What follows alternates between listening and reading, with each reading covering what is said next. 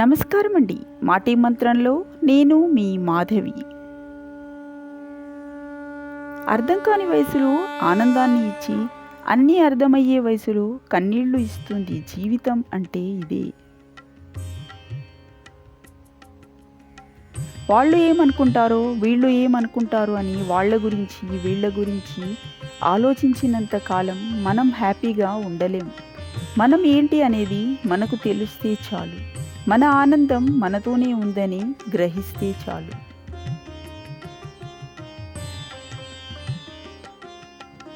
నువ్వు కూర్చుంటే ఆ కుర్చీకే రాజసం రావాలి.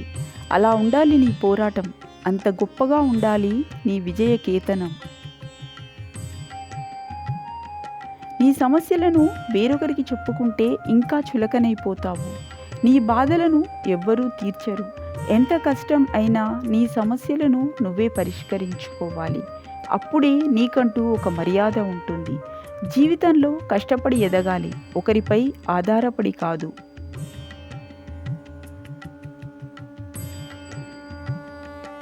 ప్రతి వాళ్ళు చెప్పేది విను, కొందరితోనే మాట్లాడు.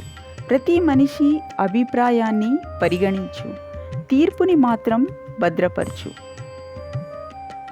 ఒక్కటి గుర్తుపెట్టుకోండి, ఆవేశపడితే ఆకలి తీరదు, ఆలోచిస్తే ఆకలి తీరుతుంది. పరిస్థితులు అనే పాఠశాల మాత్రమే మనిషికి వాస్తవికత అనే పాఠం నేర్పిస్తుంది. ఈ ప్రపంచంలో అన్నిటికంటే గొప్ప వరం ఏంటో తెలుసా? ఎల్లప్పుడూ సంతోషంగా ఉండగలగడమే. కలిసి ఉంటేనే నిజమైన ప్రేమ కాదు, దూరంగా ఉంటున్నా సరే, ఒకరిని ఒకరు ఎప్పటికీ కలవరని తెలిసినా సరే, మనసుతో మనసుని ముడివేసుకొని బ్రతకడమే నిజమైన ప్రేమ. నువ్వు ఎన్ని తప్పులు చేసినా ఒకరు నిన్ను మళ్ళీ మళ్ళీ క్షమిస్తున్నారంటే అలాంటి మనిషిని ఎప్పటికీ వదులుకోకు. ఎందుకంటే అంతకు మించి నిన్ను అర్థం చేసుకునే వాళ్ళు, అంతలా నిన్ను ప్రేమించే వాళ్ళు మళ్ళీ దొరకకపోవచ్చు. నిన్ను మంచివాడిగా అనుకోవడం కోసం నీవు ఇతరుల మీద చాడీలు చెబితే నీకు ఏమీ రాదు. నువ్వు చేసే పని పంచభూతాలు లెక్క కట్టి నీకు ఏదో ఒక జబ్బు రూపంలో నరకం చూపిస్తాయి. ఆస్తి పెరగాలంటే మార్గాలు అనేకం, అభిమానం పెరగాలంటే మాత్రం మార్గం ఒక్కటే, ఆత్మీయత పంచడం. నిన్ను ఎవరైనా నిరాకరిస్తే సంతోషంగా అంగీకరించు. ఈ లోకంలో గొప్ప గొప్ప వ్యక్తులు ఎక్కడో ఒక చోట నిరాకరించబడ్డవారే. పొదుపు చేసేవాడు పేదవాడిగా కనిపిస్తూ ధనవంతుడు అవుతాడు. ఖర్చు చేసేవాడు ధనవంతుడిలా కనిపిస్తూ పేదవాడిగా అవుతాడు.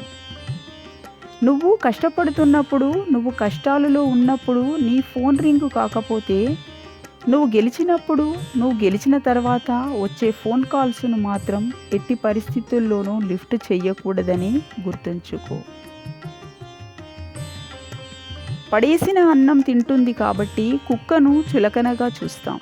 కష్టపడి వేటాడి తింటుంది కాబట్టి సింహం అంటే భయం. అందుకే తినేది రొట్టె ముక్క అయినా కష్టపడి సంపాదించుకో. పరమాన్నం కోసం ఎవరి ముందు మాత్రం చెయ్యి చాచకో. బంధువులు ఎంత చెడ్డవారైనా సరే వదులుకోవద్దు. ఎందుకంటే మురికి నీరు దప్పిక తీర్చలేకపోయినా కనీసం అగ్నిమంటలు ఆర్పటానికైనా పనికి వస్తాయి. చెడ్డవాడు ముందు సుఖపడవచ్చు, కానీ తర్వాత కష్టపడతాడు. మంచివాడు ముందు కష్టపడవచ్చు, కానీ తర్వాత సుఖపడతాడు. దేహం మాదిరిగానే మనసు అలిసిపోతుంది. దేహానికి విశ్రాంతిని ఇచ్చినట్లే మనసును 4 మంచి మాటలతో సేద తీర్చాలి. అమాయకంగా ఈ రోజుల్లో ఉంటే ప్రతి ఒక్కరూ నిన్ను వాడుకోవడానికి చూస్తారు.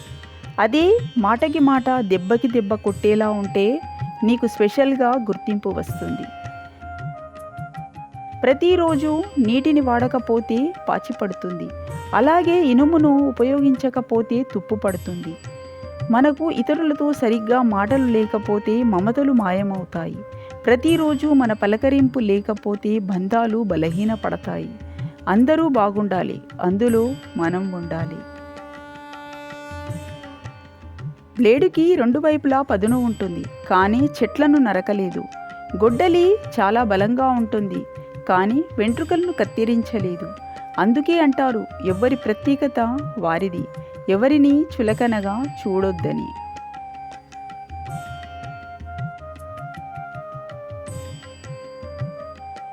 దాచిపెట్టిన ధనం పరులపాలు, అందమైన దేహం అక్కిపాలు, అస్థికలన్నీ గంగపాలు, కొడుకు పెట్టిన తద్దినం కూడు కాకులపాలు.